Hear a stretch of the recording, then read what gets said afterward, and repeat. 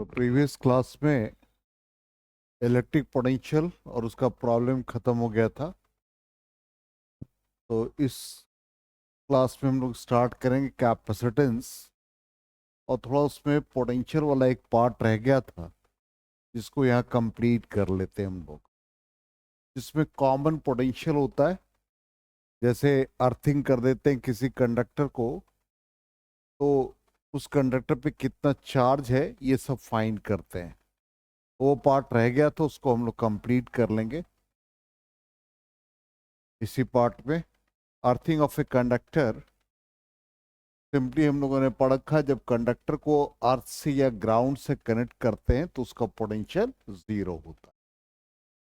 तो earthing of a conductor का मतलब यही हुआ, connecting a conductor with earth, the potential of earth is assumed to be zero. ये ऑलरेडी पढ़ चुके हैं कि earth has a reference point of zero potential.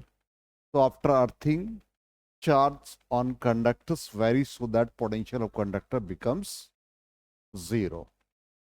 अब जैसे यहां पर एक कंडक्टर जिसपे चार्ज Q1 है, उसका रेडियस इनर वाले का A, आउटर वाले का B है, और चार्ज Q2 है। अब हमने अंदर वाले कंडक्टर को ग्राउंड किया है, तो पोटेंशियल पहले समझे। हम लोगों ने पहले पढ़ा कि जैसे एक कंडक्टर पे चार्ज Q है, आउटसाइड किसी पॉइंट पर हम पोटेंशियल निकालते हैं, तो ये due to a point charge की तरह, मतलब सिंपल ये चार्ज Q एक पॉइंट चार्ज की तरह बिहेव करता है। जब हम इसके सरफेस पे निकालते हैं तो potential at the surface 1/4 pi epsilon not Q/R, और जब हम इनसाइड जाते हैं तो भी पोटेंशियल इतना ही रहता है, Q/R। अब इसी कॉन्सेप्ट से आ जाए, ध्यान देना, Q1 का अपना पोटेंशियल होगा। इसका मतलब पोटेंशियल हम अंदर वाले चार्ज का निकाले, ठीक, जिसका रेडियस A है, इसको हम इनर नाम दे देते हैं। तो इसका अपना पोटेंशियल तो अंदर इसके सरफेस पे है, चूंकि ग्राउंड किया सरफेस से, तो इसका पोटेंशियल कितना हो गया, Q1/A। यहां तक आ गया समझ में? अब इसी पर पोटेंशियल हम Q2 का भी निकालें, तो Q2 के लिए क्या हो गया, ये इनसाइड हो गया, तो सरफेस पर भी पोटेंशियल उतना ही और इनसाइड भी उतना ही। तो ये आ गया 1/4 पाई एप्सिलॉन नॉट Q2। और इनसाइड का मतलब क्या हुआ, इसके इनसाइड, किसके, Q2 के इनसाइड। तो Q2 का रेडियस कितना है, B। अब ये क्या कहता, पोटेंशियल जीरो। क्यों, अंदर वाले को आपने ग्राउंड किया है, तो VI जीरो सब्स्टिट्यूट कर देंगे। बहुत इंपॉर्टेंट सेगमेंट है ये रह गया था, इसलिए हमने रिपीट कर दिया। अब यहां पर ये क्या हो गया, लेफ्ट साइड में चला गया तो नेगेटिव। तो फाइनली बताओ कितना आ गया, 1/4 pi epsilon naught Q1/A minus 1/4 pi epsilon naught Q2/B। Finally क्या आ गया, Q1/Q2 is equal to minus A/B। आ गया समझ में? तो इसको चेक कर लो, यही चीज हमने ऐसे ही फाइंड किया है। Potential of sphere of radius A, potential of sphere of radius A due to its own charge, plus potential of sphere of radius B। तो दोनों के चार्ज लिख दिया, और फाइनली इसको जीरो करके देखो, यही रिलेशन आ गया, Q1 is equal to minus Q2 A/B। Clear? अब नेक्स्ट पार्ट में क्या होगा, हम लोग आउटर सरफेस को, आउटर स्फीयर को ग्राउंड करेंगे। यहां भी कॉन्सेप्ट देखिए ध्यान से। फिर आउटर सरफेस है, तो सरफेस पर पोटेंशियल कितना, जितना चार्ज है, क्यू, मान लो इसका radius capital R, as for example. अब इसके अंदर किसी पॉइंट पर पोटेंशियल निकालोगे तो इनसाइड जब निकालोगे तो क्या आ जाएगा, 1/4πε0 क्यू बाई आर। आर क्या ले रहे हैं, सरफेस पे जो वैल्यू है वही उसका वैल्यू होगा। सरफेस का रेडियस आर, तो इनसाइड भी जो आर का वैल्यू आ रहा है वो कैपिटल आर के इक्वल ही है। क्लियर? इसका मतलब सरफेस और इनसाइड के लिए उस कंडक्टर का रेडियस आर ही यूज होगा। अब आ जाओ, कहां निकाल रहे हैं आप, आउटसाइड, क्योंकि आउटसाइड वाले को ग्राउंड किया है। तो पहले आउटसाइड का अपना चार्ज कितना है, Q2, तो 1/4πε0 Q2 बाई बी प्लस, अब किसके कारण से, जो चार्ज Q1 है उसका रेडियस से है, उससे तो कोई मतलब नहीं। रेडियस क्या यूज होगा, आउटर वाले का, और आउटर वाले को क्या किया आपने, ग्राउंड किया, इसलिए इसका पोटेंशियल 0।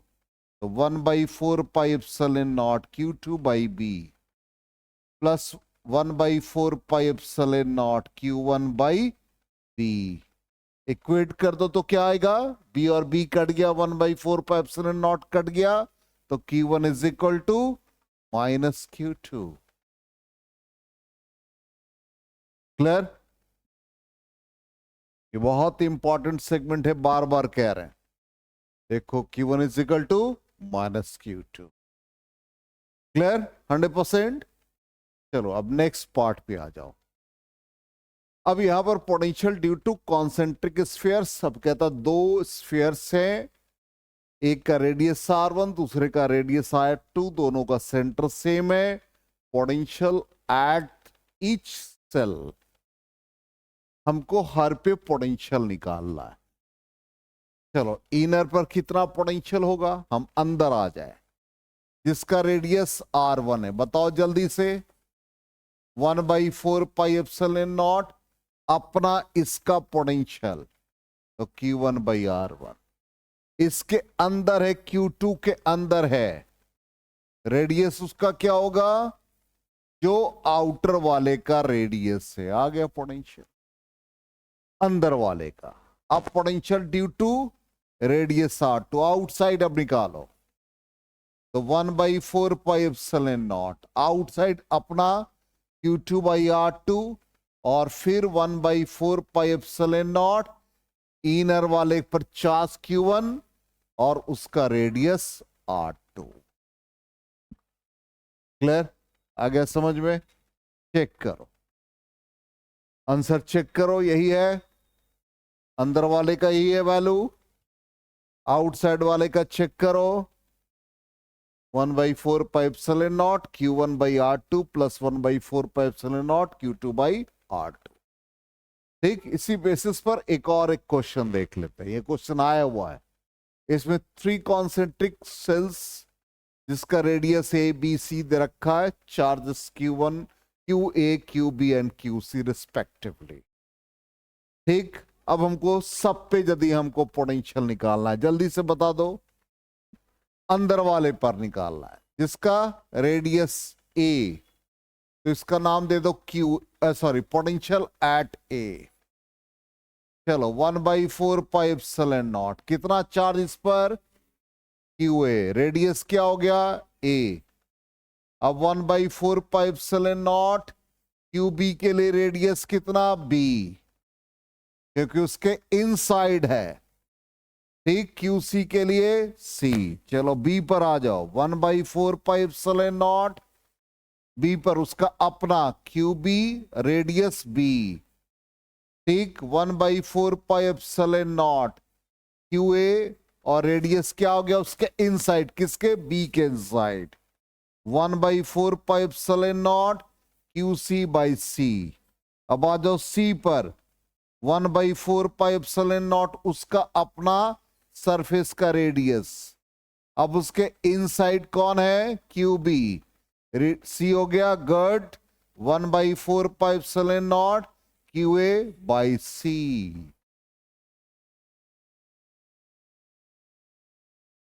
आंसर हम लोग चेक कर लें। ए पर वही है, देख लो। बी पर भी वही वैल्यू जो हम लोगों ने फाइंड किया, और सी पर भी वही वैल्यू है। क्लियर?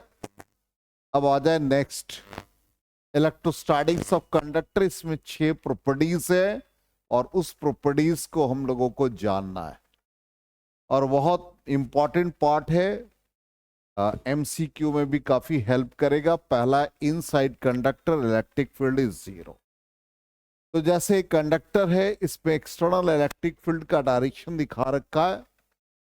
ये डायरेक्शन है एक्सटर्नल का, तो इसमें जो चार्जेस इंड्यूस्ड होंगे उसके इलेक्ट्रिक फील्ड का direction E induced.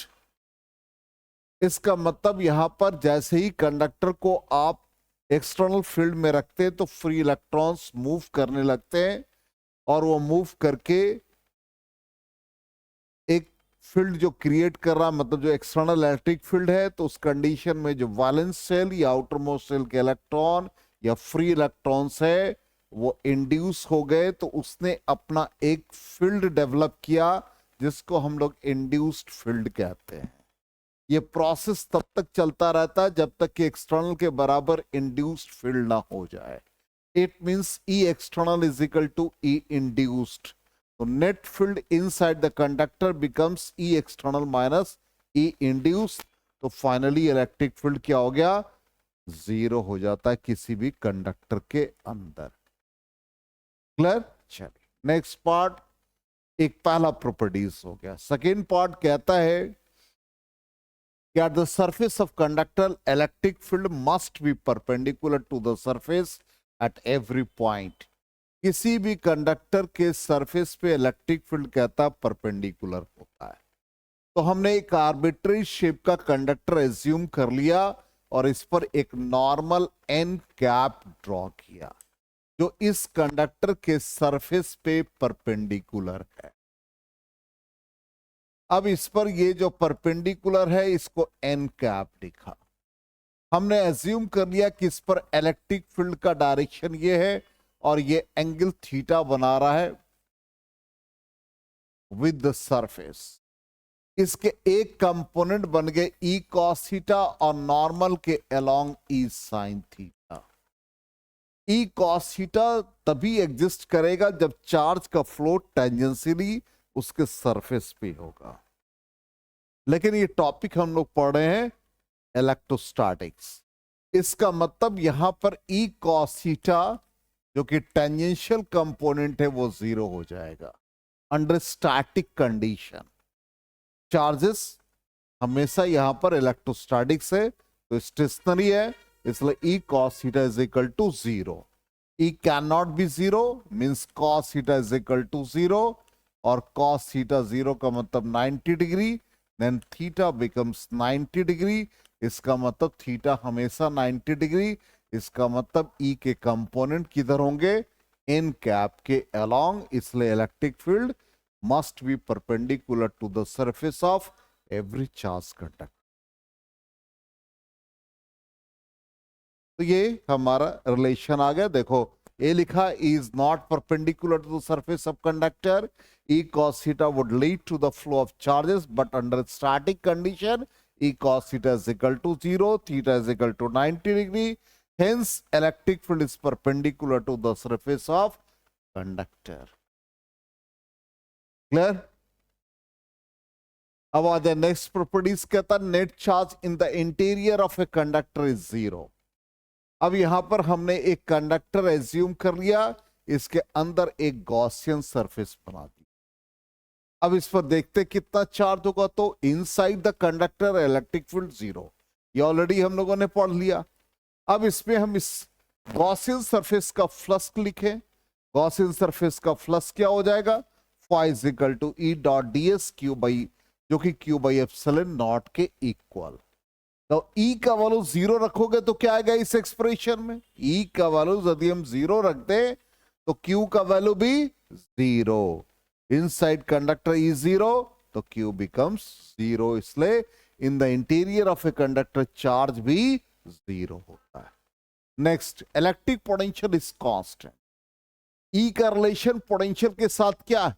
E is equal to minus dV by dr, और इनसाइड कंडक्टर E 0, तो dV by dr is equal to 0. और किसी कांस्टेंट क्वांटिटी का ही डिफरेंशिएशन 0 होता है ना, इसलिए पोटेंशियल हमेशा कांस्टेंट. और अभी भी हम लोगों ने पढ़ा कि अभी एक सरफेस लिया कंडक्टर का, इस पर कितना पोटेंशियल? 1/4πε0 Q by R. इसके इनसाइड भी कितना पोटेंशियल? उतना ही 1/4πε0 Q बाई आर. इसलिए पोटेंशियल क्या हो रहा है? इनसाइड कंडक्टर पोटेंशियल कांस्टेंट हो रहा है. ठीक. Next part, electric field at the surface of conductor का वैल्यू कहता है E is equal to sigma by epsilon naught n cap.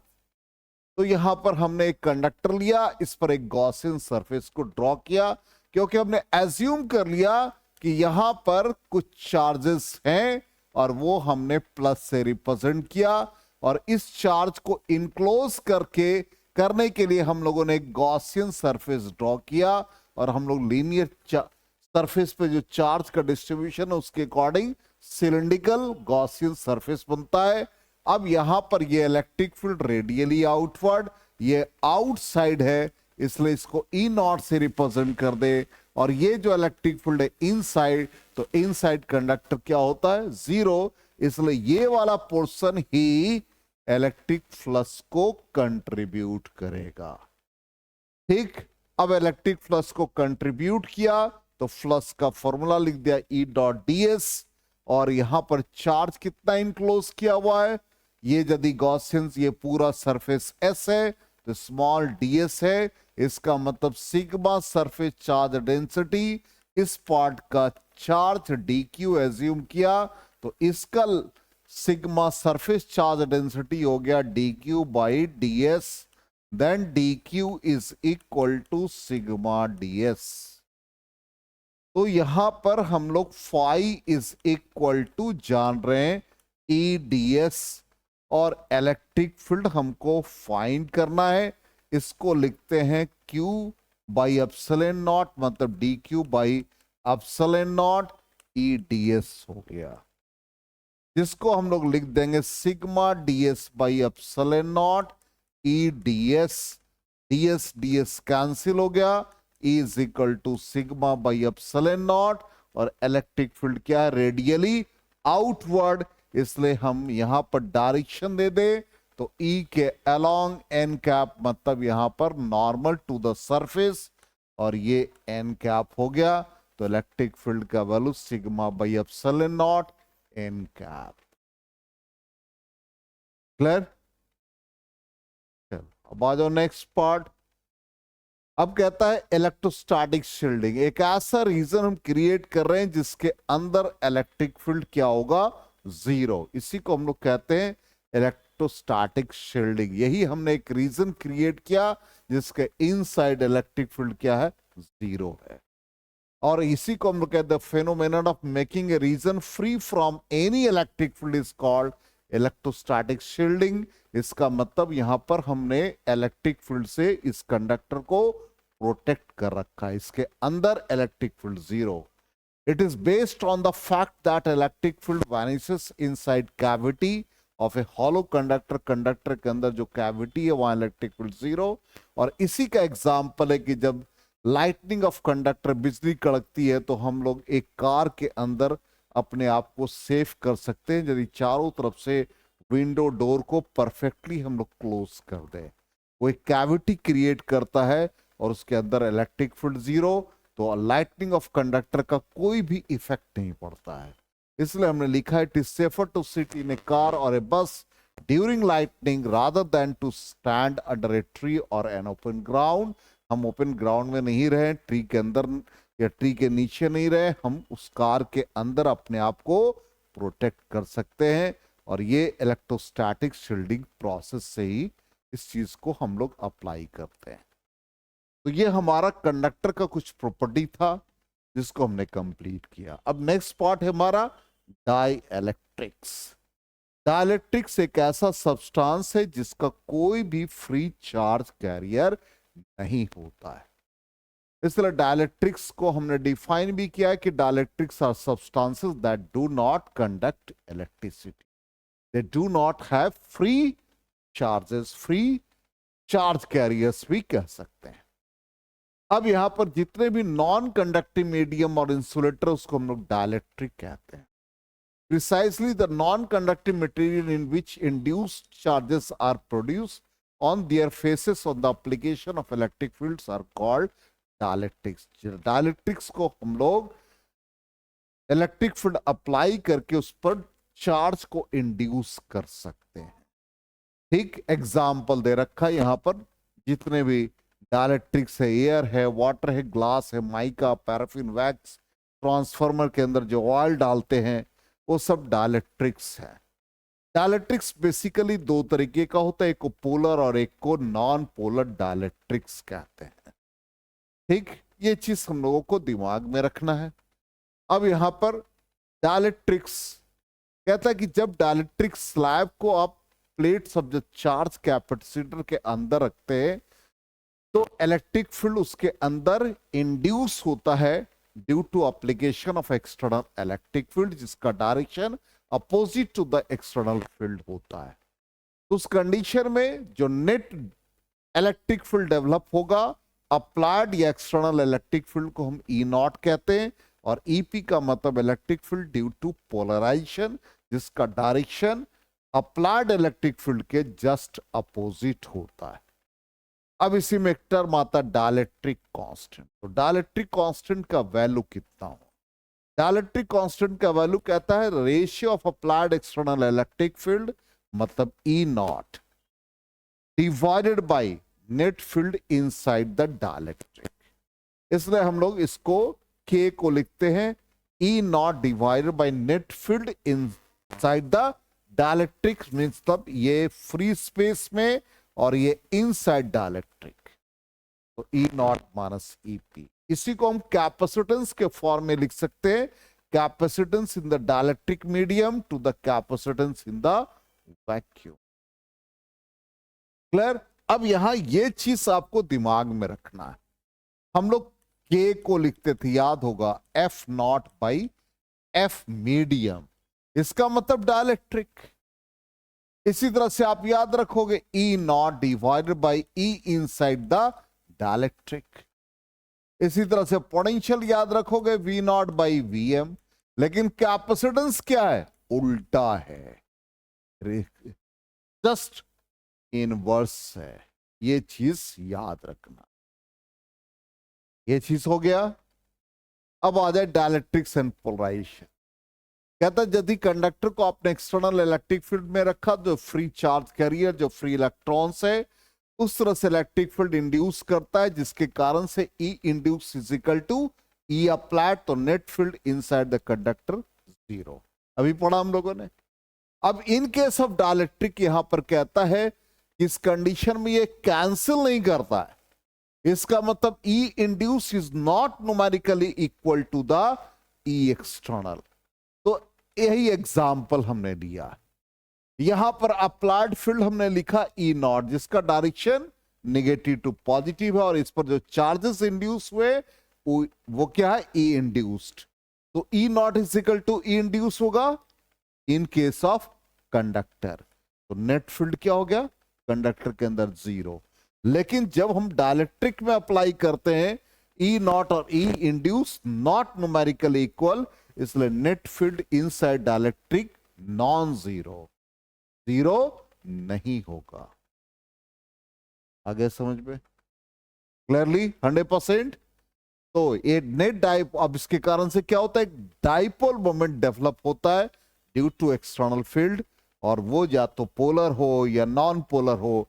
और डाइपोल जो डेवलप किया, जो इंड्यूस्ड डाइपोल कहते हैं उसको, जिसके कारण या इंड्यूस सरफेस चार्ज डेवलप होने के कारण इंड्यूस डाइपोल मोमेंट डेवलप होता है।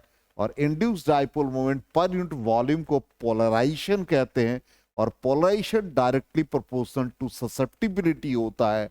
और पी जो कि डायरेक्टली प्रोपोर्शनल टू ससेप्टिबिलिटी है, तो यहां पर ससेप्टिबिलिटी इलेक्ट्रिकल बिहेवियर को बताता है, तो ये P इज इक्वल टू, जो कि आपका पोलराइजेशन है और ससेप्टिबिलिटी है, ये इलेक्ट्रिक फील्ड है।